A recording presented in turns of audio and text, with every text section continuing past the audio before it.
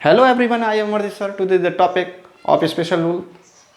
दोस्तों, आज का जो टॉपिक है वो स्पेशल रूल है और this topic is very important in competitive exam as well as spoken. दोस्तों, ये जो मेरा टॉपिक है जो हमारा वो कॉम्पिटेटिव एग्जाम के साथ साथ स्पोकन में भी बहुत महत्वपूर्ण है। इसे हम देखते हैं कि स्पोकन में और कॉम्पिटेटिव एग्जाम में ये किस प्रकार महत्वपूर्ण होता है और हम इसे किस प्रकार पढ़ते हैं। देखिए दोस्तों, मैंने आपके सामने कुछ स्ट्रक्चर लगा रखे हैं और ये रूल बहुत ही काम में आते हैं हमारे कॉम्पिटेटिव एग्जाम में। पहला स्ट्रक्चर क्या है इसका? Subject want wants to plus to plus B plus other word. B1 है इसमें दोस्तों, B1 प्लस अदर वर्ड। तो दोस्तों क्या होता है कि इसका जो स्ट्रक्चर है, अगर इसको हम ट्रांसलेट में यूज करें तो कैसे करेंगे सर? वही बता दे रहा हूँ। ट्रांसलेट में देखिए, इसका यूज हम वहाँ करते हैं जहाँ हमारे किसी चीज़ का अभाव होता है। क्या होता है सर? अभाव। अभाव का मतलब कमी। जब हम किसी चीज़ की कमी महसूस करते हैं तो वह हम वांट का यूज़ करते हैं। किसका? वांट या वांट्स, सब अकॉर्डिंग टू सब्जेक्ट। सब्जेक्ट का नेचर देखेंगे। सब्जेक्ट सिंगुलर नंबर का है, प्लूरल नंबर है, उसी के अनुसार अगर प्लूरल नंबर है तो वांट करेंगे, अगर सिंगुलर नंबर है तो वांट्स करेंगे। इतना तो आपको आता होगा। प्रेजेंट टेंस तो आप जानते होंगे, उसमें ही एक थोड़ा एडवांस स्पेशल रूल है। प्रेजेंट टेंस में ये एडवांस है, आपने पढ़ा होगा प्रेजेंट में है, तो आपने इन रूलों को नहीं पढ़ा होगा, आपने वही पढ़ा होगा तातीते, उसी स्टैंडर्ड से पढ़ा होगा। तो दोस्तों, तातीते ही मेरा प्रेजेंट टेंस नहीं होता है, इससे कहीं बियॉन्ड है बहुत कुछ। देखिए, तो अब मैं आपको बता रहा हूँ।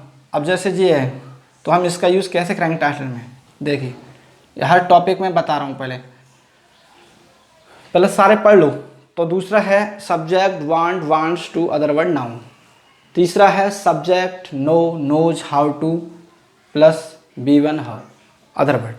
तो हाउ टू, देखिए ये तो बहुत ही इंपॉर्टेंट है कॉम्पिटेटिव एग्जाम में, ये तो बहुत ही इंपॉर्टेंट है, ये बहुत आता है, इसको ध्यान रखना। और दूसरा है ये है फिर subject do does plus B1 other word. Subject do does nothing but B1 plus other word. There is और was were nothing but other word. ये दोस्तों, ये तीनों जो स्ट्रक्चर हैं आपके, ये एम्फेटिक कहलाते हैं, जोरदार। इन पर जोर दिया जाता है। क्या दिया जाता है? जोर। बताऊंगा अभी, देखो कैसे। अब पहले एक एक एग्जाम्पल लेके चलते हैं हम। पहला जो स्ट्रक्चर है वो क्या है? वांट वाला है, वांट वांट्स प्लस टू।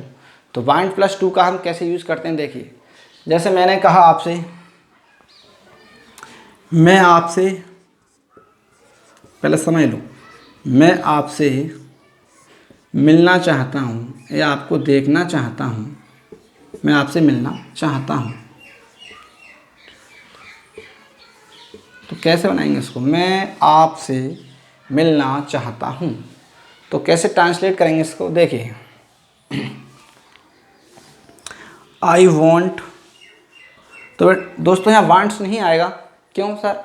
क्योंकि तुम्हें पता होगा आई कौन सा नंबर है, ठीक है, प्लूरल नंबर है। तो आई वांट, तो क्या करना है? I want. फिर क्या करना है स्ट्रक्चर अनुसार? टू। क्या करना है स्ट्रक्चर में? क्या लगा है? टू। क्या करना है? मिलना। तो मिलने के लिए आप सी लगा सकते हैं, आई वांट टू सी, ठीक है। किससे? आपसे। देखिए, I want to see you, मैं आपसे मिलना चाहता हूँ, मैं आपको देखना चाहता हूँ, दोनों लगा सकते हैं। तो आप, आई होप आपके समझ में आ रहा होगा।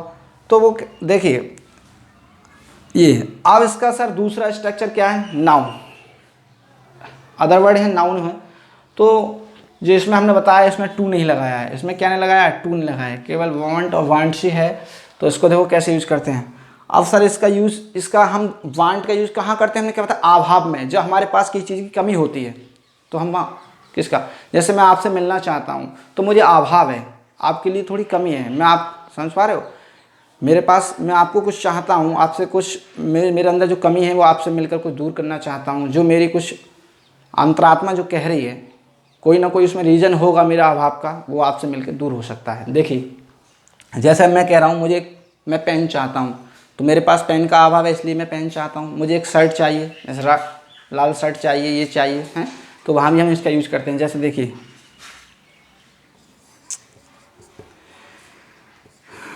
मैं एक शर्ट चाहता हूँ, मैं एक शर्ट चाहता हूँ। तो कैसे बनाएंगे सर इसको? आई वॉन्ट आई वॉन्ट, ठीक है, I want A shirt, I want A shirt, I want A shirt. तो थोड़ा ध्यान की तरह, तुम पढ़ते तो नहीं हो भाई, अरे तुमसे ही बोल रहा हूँ। देखिए अब मैंने क्या बताया, इधर देखो, मैं एक शर्ट चाहता हूँ, I want to a shirt. तो सर हमारे पास जिसका हमें अभाव हो, जिस चीज़ का हमारे पास अभाव हो, हम वहाँ किसका यूज़ करते हैं, वांट। किसका यूज़ करते हैं, वांट। सर अगर वांट के बाद टू, वांट के बाद टू जभी लगाएंगे जब दूसरी वर्ब हो, क्या हो, दूसरी वर्ब। जैसे मैं आपको मिलना चाहता हूँ, मैं आपसे देखना चाहता हूँ, हैं, मैं आपसे कुछ कहना चाहता हूँ, मैं आपसे कुछ कहना चाहता हूँ, तो वहाँ क्या लगाएंगे। मगर इसके बाद क्या हो, अगर नाउन हो तो हम टू का यूज़ नहीं करेंगे। अब इसमें देखो हमने टू का यूज़ नहीं करा यहाँ पे, क्यों नहीं करा सर, क्यों, नाउन है ना। अगर इससे तुरंत क्या होता, वर्ब होता तो हम टू का यूज़ करते, क्या होता, टू का यूज़ करते, समझ रहे हो। तो देखिए ये आपके समझ में आ रहा है। जैसे मैं आपसे कुछ कहना चाहता हूँ तो कैसे बनाएंगे, आई वांट टू से, आई वांट टू से यू, ठीक है, समथिंग। समझ पा रहे हो, मैं आपसे कुछ कहना चाहता हूँ, I want to say something, कहते हैं स्पीकिंग में यूज़ करते हैं, मैं आपसे कुछ कहना चाहता हूँ, आई वांट टू से यू, आई वांट टू, ठीक है, आई वांट टू से यू समथिंग, इस प्रकार बोलते हैं हम। तो दोस्तों आपके दो स्ट्रक्चर कंप्लीट हो गए और आपकी समझ में आ जाएगी। मैं तो एक यहाँ पर एग्जाम्पल तौर पर बता रहा हूँ, आप इससे संबंधित, इस स्ट्रक्चर से संबंधित बहुत सारे वाक्य बनाइए और अपनी स्पीकिंग को क्लियर करिए, और कॉम्पिटिटिव एग्जाम में बहुत कम आते हैं। आप किसी भी लेवल के स्टूडेंट्स हैं, चाहे बेसिक लेवल के हैं चाहे एडवांस लेवल के हैं, आपके लिए बहुत ही महत्वपूर्ण चीज़ है ये। देखिए अब हम आगे बढ़ते हैं दोस्तों, अगला स्ट्रक्चर लेते हैं। आई होप आपकी समझ में आ रहा होगा। आप देखिए मैं आपको बताता हूँ किसका, तो जहाँ हमने बताया जहाँ अभाव हो, क्या हो, अभाव, जहाँ हमारे पास किसी चीज़ की कमी हो तो हम वो वांट का प्रयोग करते हैं। अब मैं जैसे मैं आपको चाहता हूँ, मैं शर्ट चाहता हूँ, मैं पेन चाहता हूँ, मैं वहाँ जाना चाहता हूँ, तो आप वहाँ जा क्यों रहे हैं, कोई ना कोई तो अभाव है, वहाँ जाने से आपकी कोई ना कोई कमी तो दूर होगी, उस चीज़ को प्राप्त करने से आपका अभाव दूर होगा, इसलिए हमने क्या बताया, वांट का यूज़ करते हैं। तो हमने आपको बता दिया। तो ये स्ट्रक्चर इसको नोट डाउन कर लो साथ के साथ। अब देखिए अब दूसरा स्ट्रक्चर लगाते हैं, नो। क्या है, subject know, knows plus how to plus, ये दोस्तों कंपटीशन में तो बहुत आता है। देखिए हम इसे कंपटीशन में इसका यूज़ किस प्रकार करते हैं। देखिए जैसे पहले ट्रांसलेट करता हूँ, मैं कार चलाना जानता हूँ। सर नो का यूज़ हम कहाँ करते हैं, नो हाउ टू का। दोस्तों नो हाउ टू का हम यूज़ वहाँ करते हैं जहाँ हमें किसी चीज़ में निपुणता हो, कि आप ये काम कर सकते हो, हाँ मैं कर सकता हूँ, मुझे पता ये काम कैसे किया जाता है। तो देखिए जैसे मैं कार चलाना जानता हूँ, चलाना, ठीक है, कार चलाना, तो मैं कार, ठीक है, चलाना जानता हूँ, तो मैं कार, ये हटा दो है, मैं कार चलाना जानता हूँ। तो कैसे बनाएंगे कि आई नो, मैं जानता हूँ कि कार को किस प्रकार चलाया जाता है। तो I know how to drive a car. तो ऐसे बनाएंगे इसको, देखो आई नो, मैं जानता हूँ, I know how to drive a car. देखिए मैं कार चलाना जानता हूँ, ठीक है, मैं कार चलाना जानता हूँ, I know how to drive a car. समझ रहे हो। तो सर हाउ टू का यूज़ क्या करते हैं, जब हाँ निपुणता होती है, किसी काम को हम करना जानते हैं। जैसे मैं तैरना जानता हूँ, मैं चाय बनाना जानता हूँ, मैं आपको पढ़ाना जानता हूँ, बहुत सारे वाक्य हैं जिसको मैं जानता हूँ, बहुत सारे हम में ऐसी निपुणता हैं, हम में ऐसा कौशल है जो कि हम उसको जानते हैं। तो इस प्रकार अब कॉम्पिटिटिव एग्जाम में क्या करेगा वो, देखो क्या चालाकी करेगा वो, है हाउ हटा देगा, ये हटा देगा, ये हाउ, और कह देगा I know to drive a car. तो बच्चे समझेंगे सही है, नहीं सही नहीं है दोस्तों। जहाँ नो आ जाए, नो क्या होता है, निपुणता होती है। नो किसको दर्शाता है, निपुणता को, और निपुणता जब दर्शाता है हम किसी काम को करना जानते हैं, तो वहाँ क्या है, how to. Sir how to का मतलब क्या होता है, कैसे, किस काम को कैसे किया जाता है, किसी काम को कैसे किया जाता है। समझ पा रहे हो। हाँ तो देखिए हाउ टू हो गया। अब जैसे मैंने बताया इसका यही स्ट्रक्चर है हाउ टू। अब जैसे और बता देता हूँ एक एग्जाम्पल, जैसे मैं आपको पढ़ाना जानता हूँ, तो कैसे बनाएंगे, I know how to teach you. I know how to teach you, मैं आपको पढ़ाना जानता हूँ, मैं पढ़ना जानता हूँ, ठीक है। मैं उसे पीटना जानता हूँ। समझ पा रहे? इस प्रकार जिसको हम जानते हैं तो वहाँ हाउ टू का यूज़ करेंगे। हाउ टू का मतलब समझेंगे तो हाउ का मतलब कहता है कैसे, और हाउ टू किस प्रकार हम किसी काम को कैसे करते हैं, ठीक है। तो हाउ टू का यूज़ करते हैं, हाउ टू, ये भी ध्यान रखना है। अब अगला स्ट्रक्चर क्या है दोस्तों, इसे एग्जाम्पल कर लो, उतार लो इसको, मैं इसको बंद करता हूँ। देखिए अब क्या है,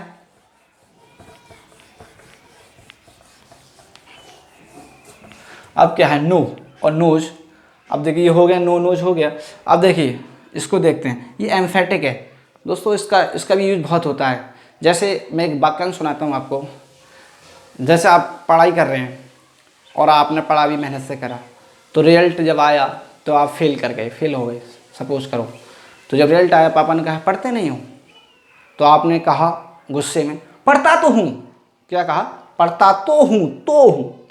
पापा को गुस्सा आया, अच्छा एक फेल कर गए और ऊपर से इतना बोल रहे हो तो दे जूता। फिर क्या हुआ, मम्मी आई, मम्मी ने कहा अरे ये पढ़ता तो ही रहता है, ये पढ़ता ही तो है। तो पढ़ वहाँ भी चोर हो गया। उधर उन्होंने कहा मैं पढ़ता तो हूँ, भाई फेल कर जाता हूँ अलग बात है। मम्मी कहनी किसी क्यों पीट रहे हो, ये पढ़ता ही तो रहता है, पढ़ने के अलावा कोई काम ही नहीं करता है, फेल कर गया वो अलग बात है। तो देखो इस प्रकार कैसे करते हैं हम। जब हमसे कोई कहता है अभी पढ़ते नहीं है तो आप कहते हैं पढ़ता तो हूँ। कोई कहता है अरे बड़े दुबले पतले हो रहे हो, कुछ खाते पे, अरे भाई खाता तो हूँ, वो अलग बात है। जब भाई मेरे को लगता नहीं, शरीर को मोटा ताज नहीं होता। तो देखिए किस प्रकार बनाते हैं, ये बहुत स्पीकिंग में बहुत काम आता है। तो देखिए जैसे पढ़ता ही तो हूँ, जैसे आई डू रीड, पढ़ता ही तो हूँ, मैं पढ़ता ही तो हूँ। समझ पा रहे हो? जैसे मैंने क्या बताया, जैसे मैं पढ़ता ही तो हूँ, तो देखिए मैं पढ़ता तो हूँ, मैं पढ़ता तो हूँ। अगर यहाँ डू हटा देंगे तो क्या हो जाएगा, अगर हम यहाँ डू हटा दें तो क्या हो जाएगा, मैं पढ़ता हूँ। अगर हम डू हटा दें क्या आई रीड, तो इसका मतलब मैं पढ़ता हूँ। और मैं कह रहा हूँ आई डू रीड, तो मैं पढ़ता तो हूँ, जोड़ दिया जा रहा है। क्या दिया रहा है? जोड़ दिया जा रहा है। तो अब यहाँ डू हो गया है, तो डू जोड़ दिया है, मैं पढ़ता तो हूँ। समझ पा रहे हो? अब मैं पढ़ता तो हूँ, मैं खाता तो हूँ, मैं वहाँ जाता तो हूँ, मैं उसे पीटता तो हूँ, भाई वो अलग बात है, वो मानता नहीं है। समझ रहे हो? मैं पढ़ता तो हूँ, मैं खाता तो हूँ, मैं देखो जैसे मैं खाता तो हूँ, आई डू ईट। तो दोस्तों मैं तो एक एग्जाम्पल तौर पे आपको बता रहा हूँ, इससे संबंधित आप बहुत सारे वाक्य बनाइए। कहीं भी कोई दिक्कत है, कोई कन्फ्यूजिंग है, मुझे कमेंट्स करिए, मैं उसका सॉल्यूशन आपको दूंगा। और दोस्तों इस प्रकार आपका अंग्रेजी काफ़ी इम्प्रूव होगा। और मैं आपको बेसिक लेवल का भी वीडियो बनाऊंगा इसके साथ साथ, ये थोड़ा एडवांस है। देखिए आई डू ईट, मैं खाता तो हूँ, मैं खाता तो हूँ, मैं खाता तो हूँ। कोई कह रहे आप बड़े दुबले पतले हो रहे भाई, कुछ खाते पीते नहीं हो, तो आप क्या कहेंगे, अरे भाई खाते तो हैं, आई डू ईट, मैं खाता तो हूँ। तो ये है मैं खाता तो हूँ। तो इसका अभी देखो, इसका हो गया डू।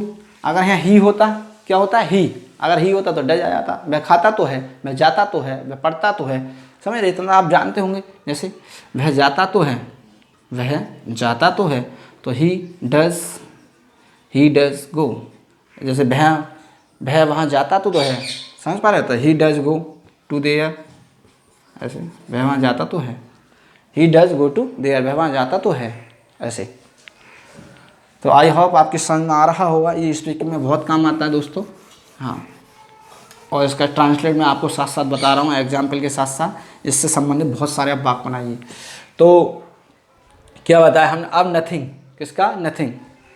तो जब हमने बताया ना, मम्मी ने क्या कहा, अरे ये पढ़ता तो ही है, पढ़ता तो ही है, पढ़ता तो ही है, पढ़ता तो ही है, ये पढ़ता ही तो रहता है। इसका मतलब है ये पढ़ता ही तो रहता है, पढ़ने के अलावा कोई काम नहीं करता है। सारे दिन पढ़ने का ही काम है और कोई काम नहीं। जैसे वह खेलता ही रहता है, वह हंसता ही रहता है, वह गाता ही रहता है, उससे हमेशा बात करता ही रहता है। तो इसका मतलब है जो व्यक्ति जिस काम को कर रहा है बस वही काम करता है, उसके अलावा कोई काम नहीं करता है। जैसे अब देखें, वह हमें क्या बताया, जो काम, जैसे वह पढ़ता ही तो रहता है, तो देखो हमने बताया कि वह पढ़ता तो ही रहता है। वह पढ़ता तो ही रहता है। वह पढ़ता तो ही रहता है। वह पढ़ता तो ही रहता है। मम्मी कहती वह पढ़ता ही तो रहता है। वह पढ़ता ही तो रहता है। तो कैसे बनाएंगे वह पढ़ता ही तो रहता है? तो देखो ही इस स्ट्रक्चर से बनाएंगे दोस्तों, इससे। तो देखिए अब ये सिंगुलर है तो डज आएगा, ही डज नथिंग। मैं आपको बहुत धीमे आराम से बता रहा हूँ, आपको बहुत समझ में आ रहा हो, क्लियर, ऐसी बात नहीं है। ही डज नथिंग बट, अब मैं क्या करता हूँ, अब नथिंग बट हो गया, तो नथिंग बट के बाद क्या है? अरे B1, क्या B1, तो B1 लगाएंगे, पढ़ना क्या है? रीड। तो he does nothing but read, बस ऐसे बनाएंगे, पढ़ता ही तो रहता, he does nothing but read, यानी कि ये पढ़ता ही रहता है, यानी पढ़ने के अलावा कोई काम नहीं करता है। समझ पा रहे हो? ये पढ़ता ही तो रहता है, पढ़ने के अलावा कोई काम नहीं करता है। अब इस प्रकार वह खाता ही तो रहता है, वह खेलता ही तो रहता है, वह वो काम करता ही तो रहता है। तो वैसे वह खेलता ही रहता है, तुम खेलते ही रहते हो, ऐसे ना। तो यू डू नथिंग बट। तो दोस्तों इस प्रकार हम ऐसे वाक्यों को किससे बनाते हैं? नथिंग बट से। You do nothing but play. तो you do nothing but play है, यानी कि तुम खेलते ही रहते हो, खेलने के अलावा और कोई काम नहीं करते हो। वह खेलता ही रहता है, वह गाता ही रहता है, वह हंसता ही रहता है, वह बच्चों को पढ़ाता ही रहता है। समझ रहे हो? तो ही डू नथिंग बट प्ले, यानी कि खेलने के अलावा और कोई काम नहीं करता, सारे दिन खेलने का ही काम है और कोई काम नहीं करता है। तो इस प्रकार आप स्ट्रक्चर देखिए, सही है। अब देखिए इसमें एक स्ट्रक्चर कौन सा रहेगा? ये जैसे इसका यूज़ हम कहाँ करते हैं, देखो इसका भी यूज़ देखो, बताता हूँ आपको। इसका यूज़ भी देखिए, इसका यूज़ क्या है सर? देखिए जैसे वहाँ पानी ही पानी है, यहाँ वस्तु ही वस्तुएं हैं, पुस्तकें ही पुस्तकें। तो और भी ऐसा पास्ट में बनाते हैं, जैसे मैं वहाँ गया, मैंने पानी ही पानी देखा, मैं वहाँ गया, मैंने वृक्ष ही वृक्ष देखे, मैंने वहाँ गया तो मैंने वहाँ तमाम जनता ही जनता देखी, मैं वहाँ पर गया तो मैंने मेरे बेरोजगारों को ही देखा। तो इस प्रकार बना सकते। मगर देखिए अब यहाँ क्या बना रहे हैं हम कि इसके अनुसार क्या बनाएंगे कि यहाँ पानी ही पानी है। क्या है? यहाँ पानी ही पानी है, यहाँ धूल ही धूल है। तो देखो वहाँ ऐसा बना दो, वहाँ पानी ही पानी, ऐसे बना सकते हैं, बोल सकते हैं कि वहाँ पानी ही पानी है। तो इस प्रकार वाक्यों को कैसे बनाते हैं? वहाँ पानी ही पानी है। देखिए वहाँ पानी ही पानी है, तो ऐसे बनाएंगे दोस्तों। देयर, देखो इसमें सब्जेक्ट देयर ऑलरेडी रहेगा, क्योंकि यहाँ ये देयर सब्जेक्ट का काम कर रहा है। हालांकि ये कोई सेंसेबल नहीं है, इसका कुछ सेंस नहीं होता है देयर का। तो देयर, तो क्या है? देयर इज़ नथिंग है क्या अर्थ में क्या लगाएंगे? इज लगाएंगे, ठीक है। वाटर क्या है? सिंगुलर है तो इज लगाएंगे ना। तो क्योंकि ये क्या है? अनकाउंटेबल नाउन है। क्या है वो? अनकाउंटेबल है वाटर, तो यहाँ इज लगाएंगे। देयर इज नथिंग वट, क्या है? पानी। There is nothing but water, ऐसे। There is nothing but water कहाँ देखा? वहाँ देखा, तो देयर लगाओ। क्या लगाओ? देयर। यहाँ अब इस देयर का मतलब है वहाँ, इस देयर का नहीं मतलब, ये तो एक सब्जेक्ट का काम कर रहा है, ठीक है, एक बात को कंप्लीट कर रहा है। तो there is nothing but water there is nothing but water there, मैंने वहाँ पानी ही पानी देखा। समझ रहे हो? तो जैसे यहाँ शोर ही शोर है, यहाँ शोर ही शोर है, तो कैसे बनाएंगे? तो यहाँ शोर ही शोर का there is nothing but noise here. समझ पा रहे? इस प्रकार बनाएंगे हम। तो दोस्तों मैंने आपकी डिमांड पे इस वीडियो को बनाया। तो बच्चों की काफ़ी डिमांड थी कि सर इस प्रकार स्ट्रक्चर जो ट्रांसलेट आते हैं इनका क्या स्ट्रक्चर होगा, हम इसे कैसे ट्रांसलेट करें, और ये कॉम्पिटेटिव में किस प्रकार आपको महत्वपूर्ण है। तो दोस्तों हाउ टू का विशेष ध्यान रखना, ये बहुत ही कॉम्पिटेटिव एग्जाम में आता है। और आपको वीडियो दोस्तों पसंद आया हो तो इसे लाइक सब्सक्राइब करें। Thank you very much.